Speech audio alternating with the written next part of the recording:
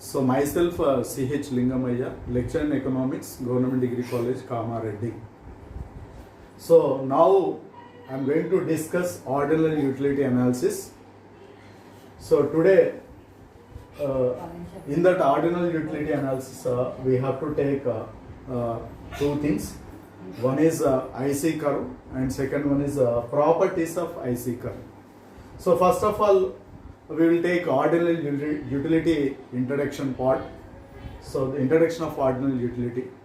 So ordinal utility is known as indifference curve analysis. So before introduction of ordinal utility, we have to take cardinal utility. Cardinal utility mean to say that cardinal utility refers to that the utility can be measurable in terms of units is known as cardinal utility. ప్రయోజనాన్ని సంఖ్యా రూపంలో లెక్కించే పద్ధతిని cardinal ప్రయోజనము అంటాము. So ordinal ప్రయోజనం అనగా ప్రయోజనాన్ని సంఖ్యా రూపంలో లెక్కించకుండా ప్రయోజనాన్ని పోల్చడానికి వీలుండే ప్రయోజనాన్ని ఆర్డినల్ ప్రయోజనము లేదా ఉదాసీనత వక్రరేఖ విశ్లేషణ అంటాము.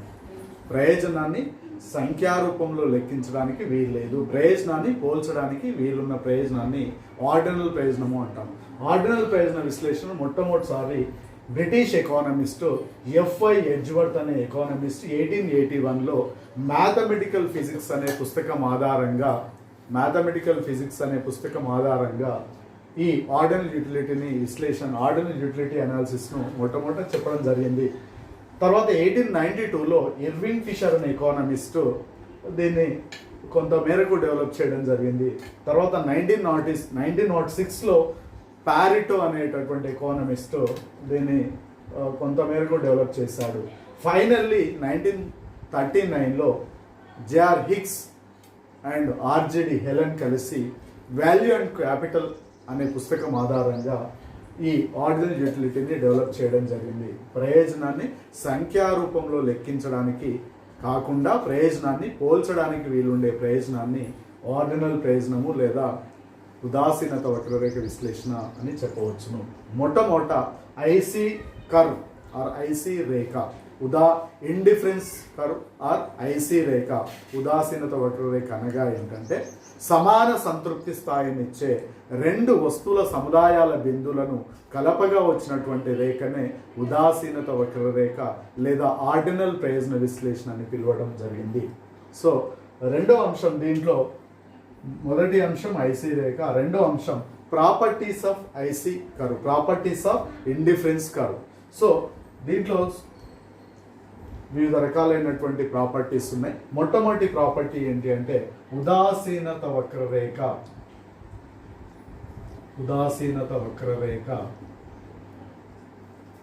రుణాత్మక వాలును కలిగి ఉంటుంది.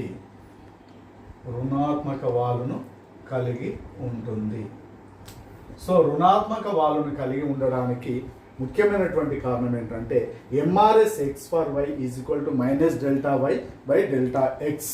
ఎంఆర్ఎస్ ఎక్స్ ఫర్ వై అనగా marginal rate of substitution is equal to x for y అనగా ప్రతిస్థాపన ఉపాంత రేటు. సో ఎక్స్ను అదనంగా పొందడానికి వైని కోల్పోవడము, ఎక్స్ను అదనంగా.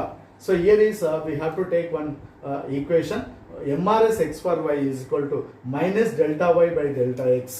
డెల్టా ఎక్స్ అంటే ఎక్స్ను అదనంగా పొందడానికి వైని కోల్పోయే రేటును మనం ఎంఆర్ఎస్ ఎక్స్ ఫర్ వై అంటాం. సో అది విధంగా ఉండడానికి కారణం ఏంటంటే ఉదాసీనత వక్రరేఖ రుణాత్మక వాలును కలిగి ఉంటుంది. ముఖ్యంగా రుణాత్మక వాలును కలిగి ఉండడానికి ముఖ్యమైనటువంటి కారణం ఏంటంటే సమాన సంతృప్తి స్థాయిని ఇవ్వాలి. ఎక్స్ మరియు వై వస్తువుల సముదాయం సమానమైనటువంటి సంతృప్తి స్థాయిని ఇవ్వాలి. So for example here is X and here is Y, like you can take this is IC curve అని అనుకుంటే, yes. So here is X and x1, here is y1. So here is a and b. So according to this curve, according to IC curve, so x నుంచి x1 కు అదనంగా పొందాం, y నుంచి y1 కు అదనంగా పొందాం. అప్పుడు సంతృప్తి స్థాయి a కంటే b ఎక్కువ సంతృప్తి స్థాయిని ఇస్తుంది, b కంటే a తక్కువ సంతృప్తి స్థాయిని ఇస్తుంది. కాబట్టి ఈ రేఖ ఉదాసీనత వక్రరేఖ మరి రుణాత్మక వాలును కలిగి లేదు. రెండవది సంతృప్తి స్థాయిలో ఎక్కువ హెచ్చు తగ్గులు ఉన్నాయి కాబట్టి ఈ రేఖ దీనికి అప్లికబుల్ కాదు. రెండవది ఉదాసీనత వక్రరేఖ. For example x and y ఇక్కడ తీసుకుంటే ఎక్స్ అక్షానికి సమాంతరంగా ఉంది. Yes, this is x and x1, here is y. So this is IC. ఎక్స్ను మాత్రమే వినియోగించాం, ఎక్స్ను x1 కు పెరిగింది.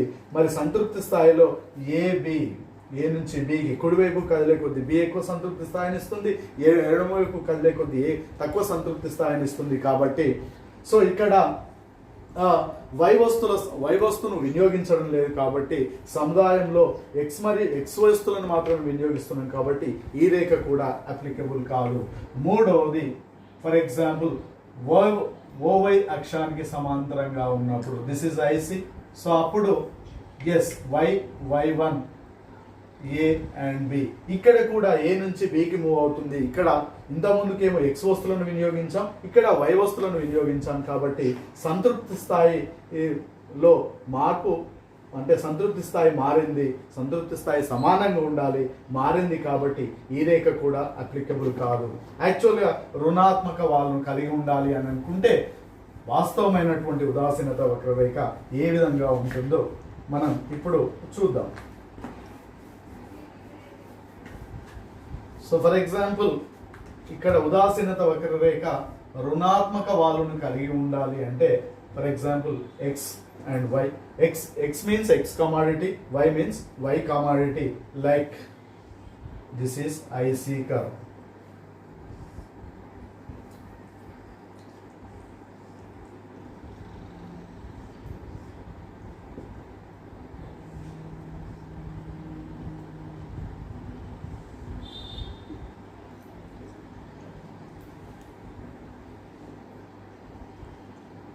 One, two, three, four, five.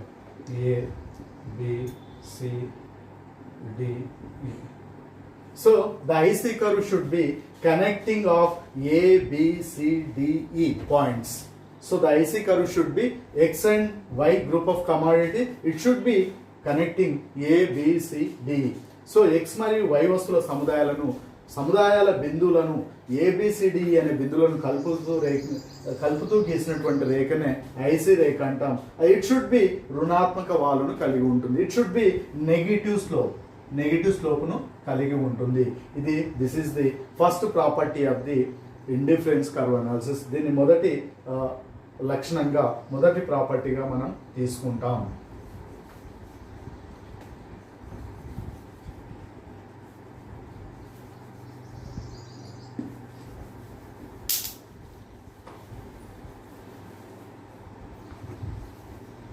So రెండవది సెకండ్ ప్రాపర్టీ ఉదాసీనత వక్రరేఖ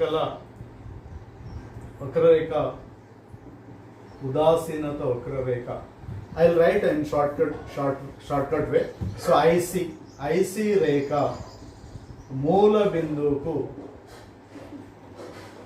కుంభాకార ఆకారంలో ఉంటుంది. ఎస్, ఉదాసీనత వక్రరేఖ మూల బిందువుకు కుంభాకార ఆకారంలో ఉంటుంది అనగా so the IC curve should be convex to the origin అంటే ఇంతకుముందుకు మనం డ్రా చేసినటువంటిదే మూల బిందువుకు కుంభాకార ఆకారంలో ఉంటుంది. Yes, this is IC curve. యాక్చువల్గా ఉదాసీనత వక్రరేఖ ఈ విధంగా ఉండాలి. ఒకవేళ పుటాకారంగా ఉంటే సో దిస్ ఇస్ పుటాకారం. So yes x y, x1, y1, x2, y2. So here is A, B, C. The points should be increasing. So the satisfaction of the points will be increasing A, B, C. So ఈ రకంగా ఉండడానికి వీల్లేదు. ఎందుకు అనగా పుటాకారం అంటేనే ఉదాసీనత వక్రరేఖ కుంభాకార ఆకారంలో ఉంటుంది తప్ప పుటాకారంలో ఉండడానికి వీల్లేదు. కాబట్టి ఐసి రేఖ మూల బిందువుకు కుంభాకార ఆకారంలో ఉంటుంది. కాన్వెక్స్ టు ది ఆర్జిన్ అంటాము. సో ఇది రెండవ ప్రాపర్టీగా మనం తీసుకుంటాం. మూడవది ఉదాసీనత వక్రరేఖ కుడివైపుకు కదిలే కొద్దీ ఎక్కువ సంతృప్తిని ఇస్తుంది. So third property of the IC analysis ఉదాసీన ఐసి రేఖ కుడివైపుకు కదిలే కొద్దీ, కుడివైపుకు వెళ్ళే కొద్దీ సంతృప్తి స్థాయి పెరుగుతుంది. సంతృప్తి స్థాయి పెరుగుతుంది. So just you can see this diagram x and y. So like IC1, IC2. So in the beginning of IC, and it will be increasing IC1 and it will be increasing IC2. So we are moving right side. When we are moving from IC to IC1, so ఉదాసీనత వక్రరేఖ సంతృప్తి స్థాయి పెరుగుతుంది. కుడివైపుకు కదిలే కొద్దీ ఎక్కువ సంతృప్తినిస్తుంది, ఎడమవైపు కదిలే కొద్దీ తక్కువ సంతృప్తినిస్తుంది. ఇది మూడవ ప్రాపర్టీగా మనం చెప్పుకుంటాం. ఉదాసీనత వక్రరేఖ కుడివైపుకు వెళ్తుంది అంటే ఎక్కువ సంతృప్తి స్థాయినిస్తుంది, ఎడమవైపు కదులుతుంది అంటే తక్కువ సంతృప్తి స్థాయినిస్తుంది. ఈ రకంగా ఇంకా మనం ఇంకొక పాయింట్ రాసుకుంటే IC3. సో దీన్ని నాలుగో అంశంగా మనం ఏం రాసుకుంటామంటే ఎస్ నాలుగవ ప్రాపర్టీగా తీసుకున్నప్పుడు ఐసి రేఖ ఉదాసీనత పటము. దీన్ని ఈ మ్యాప్ని ఏమంటామంటే ఐసి మ్యాప్ అంటాం, ఉదాసీనత వక్రరేఖ పటము అంటాం. ఎక్కువ రేఖలు ఉన్నప్పుడు దాన్ని ఆ ఉదాసీనత వక్రరేఖను ఏమంటామంటే మ్యాప్ అని చెప్పేసి పిలుస్తాం. ఉదాసీనత పటము అనగా ఎక్కువ రేఖలు ఉన్నప్పుడు మనకు దాని పటము అంటాము. ఇది నాలుగవ ప్రాపర్టీగా మనం తీసుకుంటాం. ఐదవది ఉదాసీనత వక్రరేఖలు పరస్పరం ఖండించుకోవడం కానీ స్పర్శించుకోవడం కానీ జరగదు. This is fifth property. ఉదాసీనత వక్రరేఖలు ఐసి రేఖలు పరస్పరం ఖండించుకోవడం స్పర్శించుకోవడం జరగదు.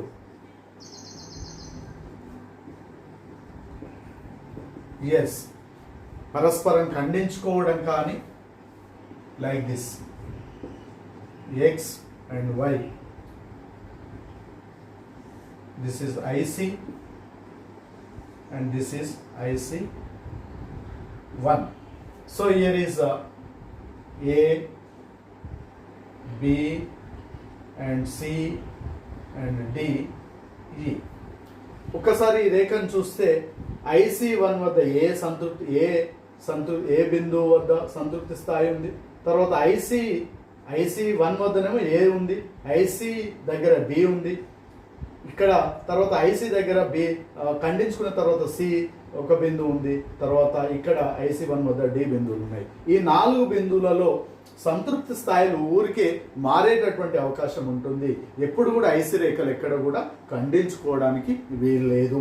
ఈ విధంగా ఉండవని చెప్పడానికి దీన్ని ఒక ప్రాపర్టీగా తీసుకోవడం జరిగింది. Next X O why.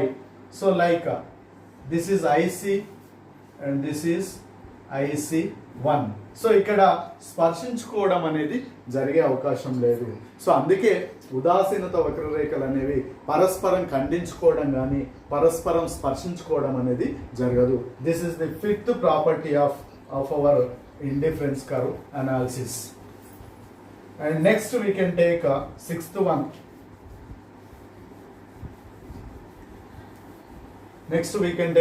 One. IC రేఖ అంటే సిక్స్త్ ప్రాపర్టీ. ఐసి రేఖలు ఎక్స్ అక్షాన్ని కానీ వై అక్షాన్ని కానీ తాకవు. Only one diagram. So here is x y, like this is IC, this is IC1. So ఇక్కడ ఎక్స్ అక్షాన్ని తాకడం కానీ వై అక్షాన్ని కానీ తాకడం కానీ జరిగే అవకాశం ఉండదు. డెఫినెట్గా మనకు ముందు చెప్పినట్లు the IC curve should be a negative slope, the IC curve should be convex to the origin, but it's not like that. Why? So IC curve అనేది ఎక్స్ అక్షాన్ని కానీ వై అక్షాన్ని కానీ తాకే అవకాశం లేదు. అట్లా తాకినట్లయితే తాకడానికి వీలు అని ఒక ప్రమేయం చేయడం జరిగింది. నెక్స్ట్ ఏడవ ప్రాపర్టీ ఏంటి అంటే ఉదాసీనత వక్రరేఖలు సంపూర్ణ పూరకాలైతే, ఐసీ రేఖలు సంపూర్ణ పూరకాలైతే ఎల్ ఆకారంలో ఉంటుంది. ఎస్, ఎల్ ఆకారంలో ఉంటుంది. Like this, X O Y, Y X.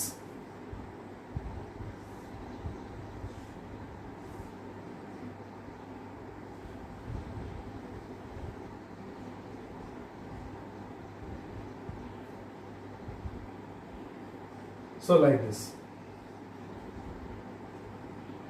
So some perfectly closed complementary goods, then the curve is like L shape.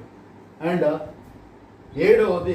ఎనిమిదవది ఐసీ రేఖలు సంపూర్ణ ప్రత్యామ్నాయాలు అయితే స్ట్రైట్ లైన్గా ఉంటుంది. ఉదాసీనత వక్రరేఖ, ఎస్ లాస్ట్ వన్, ఐసీ రేఖ సంపూర్ణ ప్రత్యామ్నాయాలైతే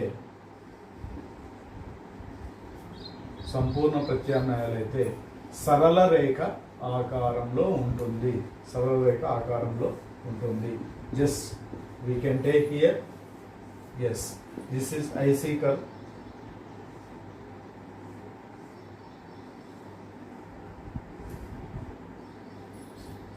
Yes, here is y and here is x.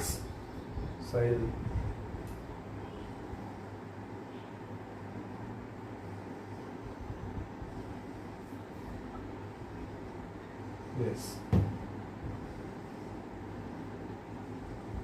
చూడండి.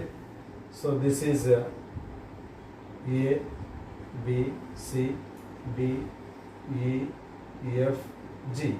So already I said that MRS x per y is equal to minus delta y by delta x. Xను అదనంగా పొందాలి అంటే yని కోల్పోవాలి. Xను అదనంగా పొందడానికి yని కోల్పోతాము. ఎప్పుడైనా పర్ఫెక్ట్లీ సబ్స్టిట్యూట్ గూడ్స్ ఉన్నప్పుడు ఈ రకంగా స్ట్రెయిట్ లైన్ సరళ రేఖ ఆకారంలో ఉంటుంది. ఇది ఉదాసీనత వక్రరేఖ మరియు ఉదాసీనత వక్రరేఖ యొక్క ప్రాపర్టీస్ లేదా లక్షణాలుగా మనం చెప్పుకోవచ్చు.